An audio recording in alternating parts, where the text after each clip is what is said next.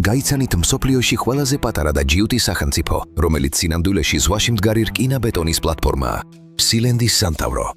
ეს მეორე მსოფლიო ომის დროინდელი მიტოვებული ბრიტანული თავდაცვითი ნაგებობაა, რომელიც ჩრდილოეთის ზღვაში საერთაშორისო წყლებში მდებარეობს.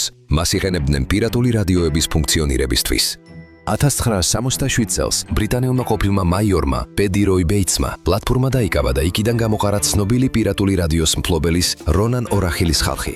რონანმა პლატფორმის დასაბრუნებლად შეიარაღებული ხალხი გაგზავნა, მაგრამ ბეიტსი მათ იარაღითა და მოლოტოვის კოქტეილებით დახვდა. გამარჯვების შემდეგ ბეიტსმა რადიოზე უარი თქვა და ეს რკინის კონსტრუქცია დამოუკიდებელ სახელმწიფოდ გამოაცხადა.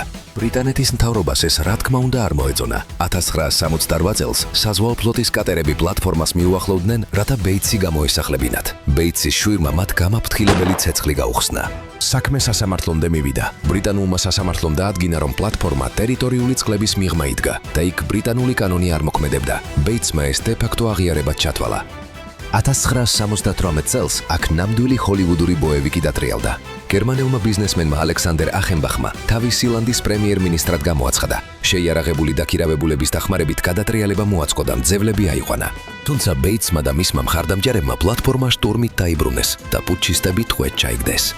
მიუხედავად იმისა, რომ სილენდს არც ერთი სახელმწიფო არ აღიარებს, მას აქვს თავისი დროშა, გერბი, ეროვნული ჰიმნი და ვალუტაც კი. სახელმწიფოს დამფუძნებელი პრინცი როი ბეიტსი 2012 წელს გარდაიცვალა და რკინის ტახტი მისმა მემკვიდრემ პრინცმა მაიკლ ბეიტსმა გადაიბარა.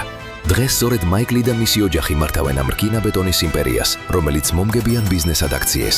მათი ოფიციალური საიტიდან სულ რაღაც $40 ლორდის, გრაფის ან ბარონის ტიტულის ყიდვა შეგიძლიათ.